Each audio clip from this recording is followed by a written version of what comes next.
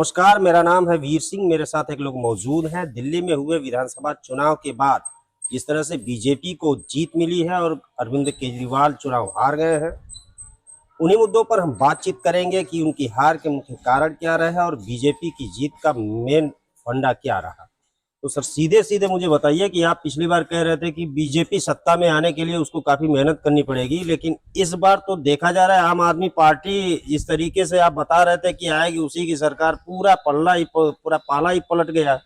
क्या कहना चाहेंगे? हम ये नहीं कर रहे थे। हम ये कर रहे थे कि वहाँ की जो लड़ाई है लगभग यही दोनों दलों के बीच में है, आम आदमी पार्टी और भारतीय जनता जिन पार्टी। प्रत्याशियों को आपने बताया कि ये इनकी सीटें यहाँ से निकल सकती हैं, वो हार गए। पिछले डिबेट में हमने कहा था आप जिसकी बात करते हैं कि ये जीतेगा वही हार जाता है, इस बार भी यही हुआ। नहीं, कोई नहीं हारा ना कोई जीता। केजरीवाल जी हारे। केजरीवाल क्या एंटी इनकम्बेंसी थी। और मनीष सिसोदिया जैसे जंगपुरा में चले गए थे। उनकी पार्टी के तमाम नेता वो भी तो हार ही गए। उनकी जो सीट थी पड़पड़गंज, वहां से जो आम आदमी पार्टी ने अवध ओझा को टिकट दिया था, वो भी चुनाव हारे, वो भी हारे, दोनों लोग हारे। ठीक। कालका जी में जो प्रेजेंट की सीएम है आतिशी, चुनाव जीती लगभग 3,000 वोटों से। और आम आदमी पार्टी का मुख्य हार का कारण ये रहा कि 5 साल वहाँ एंटी इनकम्बेंसी थी। हाँ, वहाँ की जनता ने एंटी इनकम्बेंसी। आतिशी कैसे निकाल ली? आतिशी के यहाँ चुनाव जीतना ही था आतिशी को। कुछ लोग बता रहे हैं कि वो इसलिए निकाले हैं कि जो है उनको भाजपा वाले जिता दिए। नहीं, भाजपा वाले नहीं जिताए, वो वहाँ की प्रेजेंट सीएम थी, तो वहाँ की जनता ने उनको जिता दिया। और दिल्ली दंगों के आरोपी रहे ताहिर खान जो है, और सफाउर रहमान, दो ऐसी सीट ओखला और मुस्तफाबाद।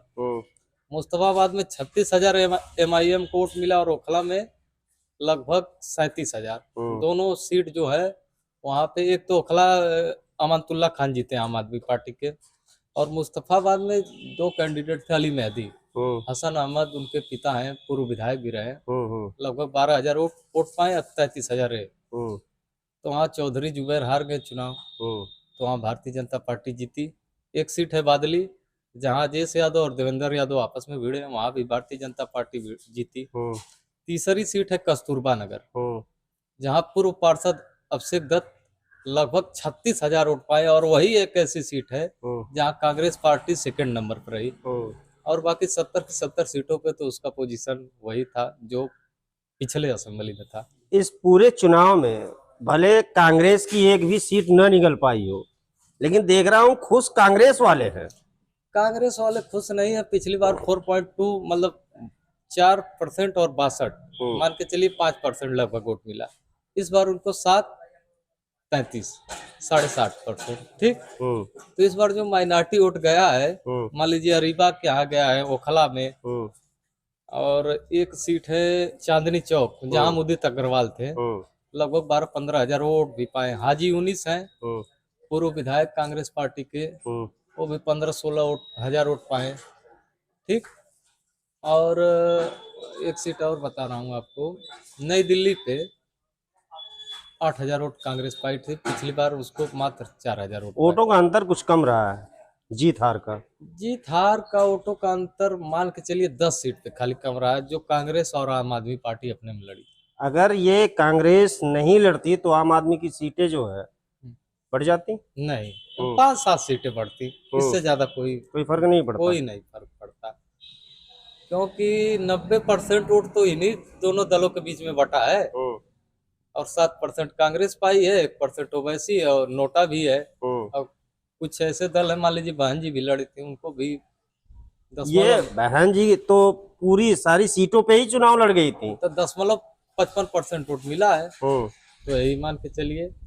तो इस बार की जो लड़ाई थी एंटी इनकम्बेंसी थी दिल्ली में, 13 साल से अरविंद केजरीवाल जी, मतलब ये मुक्त रेवड़ियों वाला काम इस बार नहीं चल पाया। मुक्त रेवड़ियों वाला काम तो आपका अच्छा लग रहा है सवाल, लेकिन जो भी गवर्नमेंट आएगी वो मुफ्त में देगी, चाहे कांग्रेस आए आप आए, इससे नहीं, जनता को परिवर्तन इस बार तो मुक्त तो अरविंद केजरीवाल दे ही रहे थे, तो मुक्त फिर कहाँ परिवर्तन हो गया? मुक्त दे रहे थे तो मुक्त बीजेपी भी देगी ना।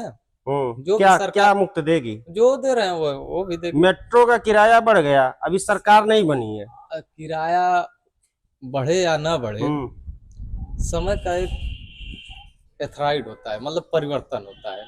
आप पहले की अपेक्षा इस जमाने की अपेक्षा कुछ न कुछ हर चीज में बढ़ोतरी देखे होंगे। पहले कोई मान लीजिए किरायादार 200 में काम चल जाता था। मान लीजिए किसी मजदूर का दिहाड़ी जो दिन भर की थी कम हुआ करती थी, आज के डेट में 400 से 500 होती है।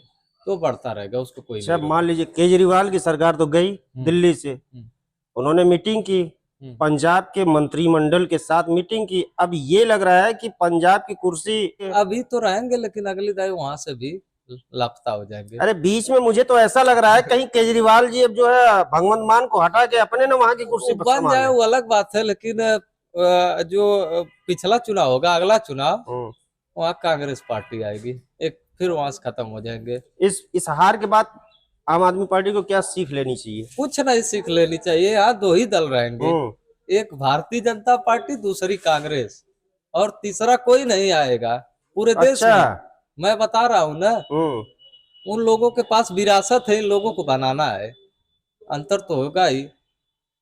तो ये इनकी राय थी। चलिए कहीं और चलते हैं, तो बातचीत करेंगे। दीजिए मुझे इजाजत। मैं हूँ वीर सिंह, देखते रहिए समाचार इंडिया लाइव।